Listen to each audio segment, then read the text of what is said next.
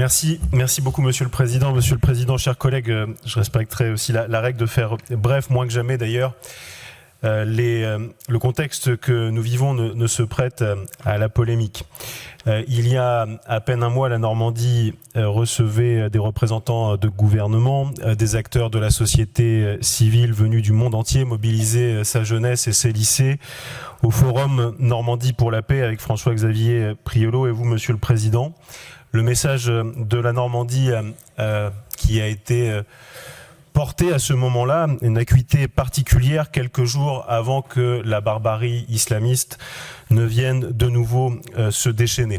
La force singulière qui est celle de la portée du message de la Normandie dans ce contexte, ces valeurs, d'un territoire également qui a été éprouvé par cette barbarie il y a quelques années, en juillet 2016, avec l'assassinat du père Hamel, nous invite à faire bloc.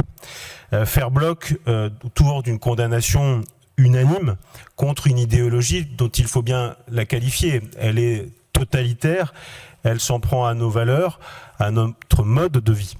Je me réjouis que sur l'ensemble de ces bancs, il n'y ait pas d'ambiguïté ici en Normandie pour qualifier une organisation terroriste pour ce qu'elle est réellement. Faire bloc, c'est également faire bloc contre les discours coupables ou complices.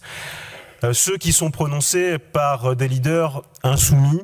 Je crois que en la matière, le temps n'est pas au moratoire. Le temps est à la rupture complète, définitive, avec celles et ceux qui sont une honte pour la République dans les propos qu'ils peuvent tenir. La NUPS semble être enterrée. Je crois qu'il faut s'en réjouir parce que être allié avec ces gens-là, c'est forcément d'une certaine manière être complice de leurs propos.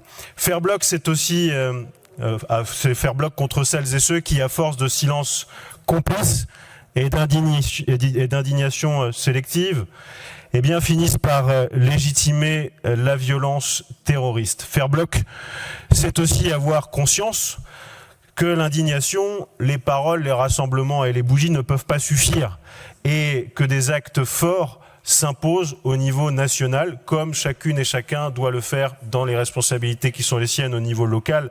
Évidemment, la région n'a pas attendu ces attaques pour proposer la sécurisation des lycées, puisque dès 2016, la sécurisation a été proposée avec les portiques, les vidéoprotections à chaque lycée soumis à l'autorisation des conseils d'administration, que la proposition qui est faite aujourd'hui par le président de région est de renforcer ces dispositifs parce que, en effet, le temps de l'action est nécessaire.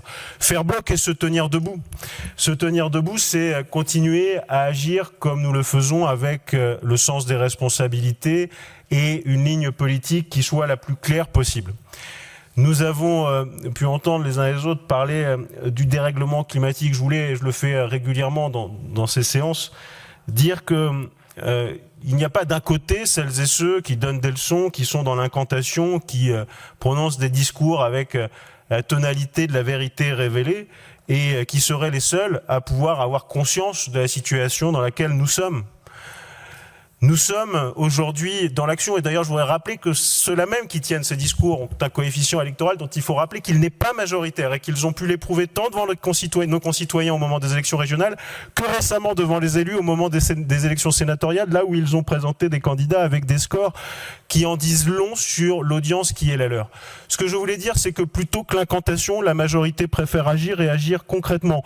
Oui, nous assumons notre soutien, c'est un désaccord et après tout, pas grave d'avoir des désaccords, mais en revanche, ce qui est grave, c'est de caricaturer les autres en considérant qu'ils n'agissent pas contre le dérèglement climatique. Nous assumons notre soutien à la filière nucléaire en nous réjouissant que EDF ait réussi le tour de force en quelques mois à redémarrer ses réacteurs qui mettent aujourd'hui la France dans une situation de nouveau de pouvoir exporter de l'énergie et donc d'agir concrètement et bientôt sur le pouvoir d'achat, qui mettent la France concrètement dans une situation de recouvrer sa souveraineté énergétique et surtout d'être la championne de la production de l'énergie décarbonée.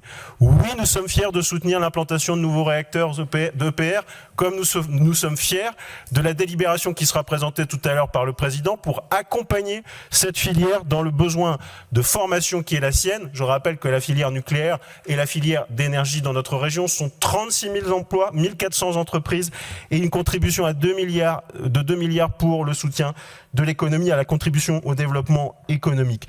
Oui, nous sommes fiers de développer les énergies marines renouvelables. Bientôt dans la région, la naissance d'une nouvelle filière industrielle qui n'aurait jamais vu le jour si nous n'avions pas cru à cette filière là où l'État avait choisi de l'abandonner. Je parle bien sûr de l'hydrolien.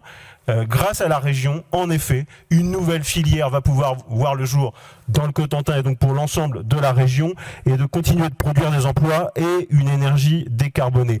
Oui, nous assumons de soutenir l'énergie marine renouvelable et les éoliennes offshore dès lors qu'elles sont les plus éloignées possibles des côtes pour ne pas impacter nos paysages et qu'elles sont des solutions en effet productrices d'énergie. Nous assumons nos positions sur l'agri-photovoltaïque qui sont d'ailleurs, je crois, saluées par la plupart des élus locaux aussi dont on ne peut pas laisser dire qu'ils ne feraient rien contre le dérèglement climatique. Dans toutes nos collectivités, intercommunalités, mairies, nous agissons concrètement, notamment sur la question de la rénovation énergétique, parce que je rappelle que la question du logement compte pour près de 30% de la production des gaz à effet de serre, et que nous avons mis en place des dispositifs qui sont là aussi très concrets. Donc oui, la région est consciente des difficultés, oui, elle agit, oui, elle a un plan très précis, avec en effet une ligne directrice qui est différente de la vôtre, il faut l'assumer, et il faut aussi rappeler les scores électoraux qui permettent de dire qui a la légitimité pour défendre cette filière aussi, et d'avoir une politique forte en la matière, avec le soutien à l'énergie nucléaire. Nous allons le voir dans quelques instants, nous avons un cap clair sur la santé. Il n'y a pas d'équivalent en France de région qui soit à ce point investi sur ce sujet. Et puis je terminerai, parce que Laurent Beauvais l'a fait et je le remercie, s'il y a bien un sujet qui doit nous rassembler, c'est l'avenir de la jeunesse de Normandie, la question de son orientation, la question de du nécessaire changement de logiciel auquel on doit procéder pour casser la spirale de la reproduction sociale, faire en sorte en effet qu'un jeune dans notre région puisse s'orienter non pas par défaut ou parce qu'il a un réseau, mais parce que la région doit pouvoir l'accompagner grâce à l'immersion, les stages qu'elle propose et les ambassadeurs métiers. C'est le rôle de l'agence régionale de l'orientation, et cela aussi, ça doit dépasser les clivages pour avancer concrètement.